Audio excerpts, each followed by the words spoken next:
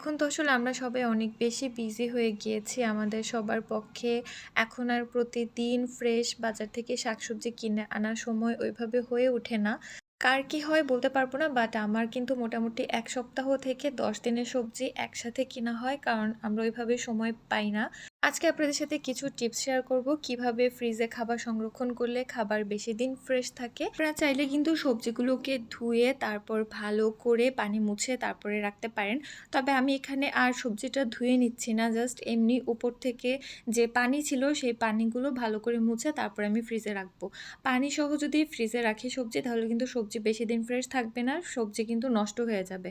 So এটা make sure করতে হবে যাতে সবজির গায়ে কোনো পানি না থাকে, পানিগুলোকে খুব ভালো করে মুছে নিতে হবে। সবজি ফ্রিজে রাখার ক্ষেত্রে পলিথিন ব্যাগ ইউজ করলে কিন্তু সবজি তাড়াতাড়ি নষ্ট হয়ে যায়। সো এক্ষেত্রে পলিথিন ব্যাগ ইউজ না করে এরকম যদি আমরা কাগজের প্যাকেট ইউজ করি তাহলে কিন্তু সবজি বেশি দিন ভালো থাকবে। সবথেকে বেটার হয় আপনার ফলের দোকানে যে একটু মোটা কাগজের যে ব্যাগগুলো পাওয়া যায় সেগুলো কিনতে পারলে, বাট আজকে আমার কাছে ওইটা ছিল না, তো আমি নর্মাল একটা কাগজের প্যাকেট ইউজ করছি। তাছাড়া আপনারা চাইলে কিন্তু এখানে নিউজ পেপার, পুরনো নিউজ পেপার মুড়ে তারপরে সবজি রাখতে পারেন, তাহলেও কিন্তু অনেক দিন ভালো থাকবে।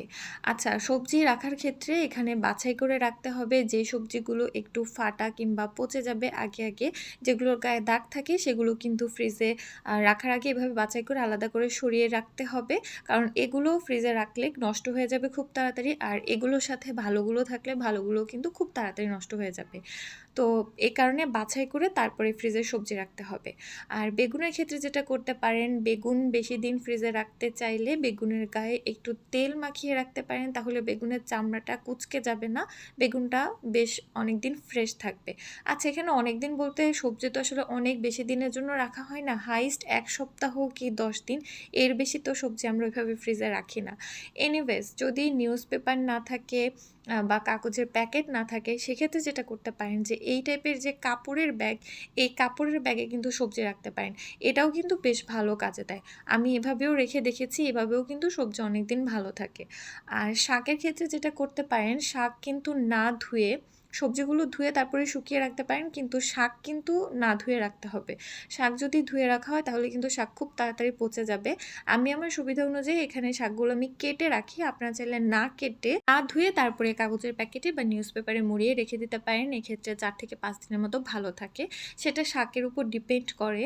আর এই পুঁই শাকটাতে অনেক বেশি পানি ছিল, তো এক্ষেত্রে আমি যেটা করব, পুঁই শাকের পানিটা মানে কেটে তারপরে আমি একটু ছড়িয়ে রেখে দিয়েছি, পানিটা যখন একটু শুকিয়ে যাবে তারপরে আমি এটাকে ফ্রিজে রাখবো। আমি কিন্তু মোটামুটি একবারে সব বাজার ভালো করে গুছিয়ে রাখি, এতে করে আমার ফ্রিজে কি কি থাকে সেটা আমার একটা হিসেব থাকে। আর এভাবে একটু মানে গুছিয়ে রাখলে জিনিসগুলোও ভালো থাকে, পচে যায় না। মিষ্টি কুমড়ার ক্ষেত্রে যেটা করি, মাঝখানের যে অংশটা এটা ফেলে তারপরে রাখি, মাঝখানের অংশ সহ রাখলে কিন্তু খুব তাড়াতাড়ি পচে যায়। তাছাড়া যেই মিষ্টি কুমড়োগুলো কাঁচা পাকা, যেমন এইটা কিন্তু কাঁচা পাকা, এটা কিন্তু একদম পুরো পাকা না, এই কুমড়াটা কিন্তু খুব বেশি দিন ভালো থাকবে না, ৩ থেকে ৪ দিন ভালো থাকবে। বাট যেই কুমড়াটা একদম পাকা, একদম হলুদ হয়ে গিয়েছে চামড়া, ওইটা কিন্তু অনেক দিন ভালো থাকে। আমি দেখেছি ওইটা ১০ দিনের মতো ভালো ছিল, বাট এটা আমি কাটার সময় বুঝতে পারছিলাম যে এটা খুব বেশি দিন ভালো থাকবে না, কারণ এটার মধ্যে পানির পরিমাণটা একটু বেশি লাগছিল আমার কাছে। এনিওয়েজ, এই তো শাকের পানিটা একটু শুকিয়ে মানে টেনে এসেছে, এখন আমি শাকগুলোকেও রেখে দিব। কাঁচামরিচ আমি বেছে ভালোগুলো তারপরে বোটা ফেলে একটু কাপড় দিয়ে শুকনো করে মুছে তারপরে এভাবে একটা বক্সের মধ্যে প্রথমে একটা টিস্যু বিছিয়ে নিই, তারপরে কাঁচামরিচগুলো দিয়ে উপর থেকে আরেকটা টিস্যু দিয়ে তারপরে আমি এভাবে রাখি। এভাবে কিন্তু কাঁচামরিচ বেশ অনেক দিন ভালো থাকে। আর প্রত্যেকটা জিনিসই একটু ভালোগুলো বেছে নিতে হবে, যে কয়েকটা খারাপ থাকে বা পচা থাকে সেগুলো কিন্তু আলাদা করে ফেলে দিতে হবে। বাটার তো ফ্রিজেই রাখতে হয়, না হয় এটা মেল্ট হয়ে যায়। কিন্তু বাটারের সাথে সাথে আমরা যদি ঘিটাও ফ্রিজে রাখি তাহলে ঘিটাও কিন্তু বেশ অনেক দিন ভালো থাকে। তো ঘিটাও যদি বেশি দিনের জন্য সংরক্ষণ করতে চান তাহলে অবশ্যই ঘিটাকেও ফ্রিজে রাখতে হবে। ফ্রিজে যেহেতু অনেক খাবার দাবার রাখা হয়, সো ফ্রিজ থেকে যাতে কোনো ব্যাড স্মেল না আসে এজন্য আমি প্রত্যেক সপ্তাহে কিংবা ১০ দিনে একবার ফ্রিজটাকে ভালো করে ক্লিন করে নেই।